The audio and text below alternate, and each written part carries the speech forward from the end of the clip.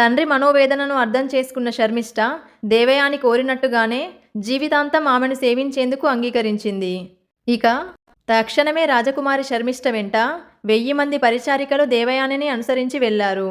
అప్పుడు దేవయాని తన తండ్రి అయిన శుక్రాచార్యునితో ఇలా అంటుంది. నాన్న, ఈ సంఘటనతో నాకు ఒక విషయం బాగా అర్థమైంది. అదేంటంటే విద్యకు గల బలం విత్తానికి గాని అధికారానికి గాని లేదని చెప్పి, పదండి నాన్న, మీ వెంట నేను నగరానికి వస్తున్నాను అంటూ సంతోషంగా బయలుదేరింది దేవయాని. సకల రాచమర్యాదలతో శుక్రాచార్యుల వారిని, తన కూతురైన దేవయానిని రాజ్యంలోకి ఆహ్వానించారు దానవులు. అలా ఒకనాడు దేవయాని తన దాసి అయిన శర్మిష్ఠ మరియు చెలికత్తెలతో కలిసి వనవిహారానికని వెళ్ళింది. అక్కడ దేవయాని ఒక చెట్టు కింద కూర్చొని తన చెలికత్తెలతో సపర్యలు చేయించుకుంటూ ఉండగా ఆ ప్రాంతానికి సమీపంలోనే వేటకని వచ్చిన యయాతి మహారాజు అక్కడకు వచ్చాడు. అతడు దేవయానిని గుర్తించి పక్కనే ఉన్న శర్మిష్ఠను చూసి ఆమె అందానికి ముగ్ధుడై ఈమె ఎవరు అని అడిగాడు.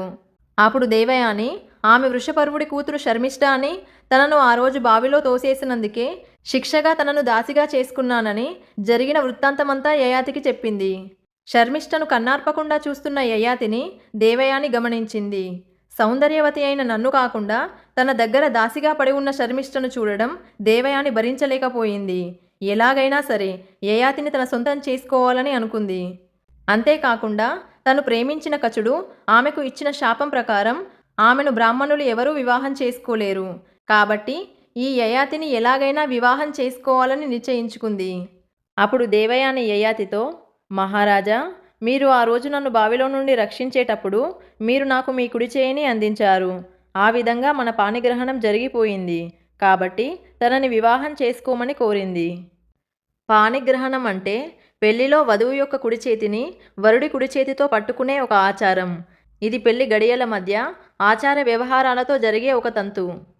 యయాతి ఏమో క్షత్రియుడు, దేవయాని ఏమో బ్రాహ్మణ కుటుంబంలో పుట్టిన శుక్రాచార్యుడి కుమార్తె. అలా ఒక బ్రాహ్మణ యువతిని వివాహం చేసుకోవచ్చా లేదా అనే ఆలోచనలో పడతాడు యయాతి. ఆ తర్వాత శుక్రాచార్యుడు అతని సందేహాన్ని తీర్చి వారిద్దరికీ దగ్గరుండి వివాహాన్ని జరిపించాడు. క్షత్రియుడైన యయాతికి బ్రాహ్మణ స్త్రీ అయిన దేవయానికి జన్మించిన వారే ఆ తర్వాత శూతులయ్యారు. ఆ శూతులు రథానికి సారథులయ్యారు. కర్ణుడు పెరిగింది శూతకులస్తుల ఇంట్లోనే. మనకు సినిమాల్లో చూపించినట్లుగా శూతకులం తక్కువ కులమేమీ కాదు. వీరు క్షత్రియులకు అత్యంత సన్నిహితులుగా ఉంటారు. అందుకనే దుర్యోధనుడు కర్ణుల స్నేహానికి భారతంలో ఎవరూ ఎక్కడా అడ్డు చెప్పలేదు.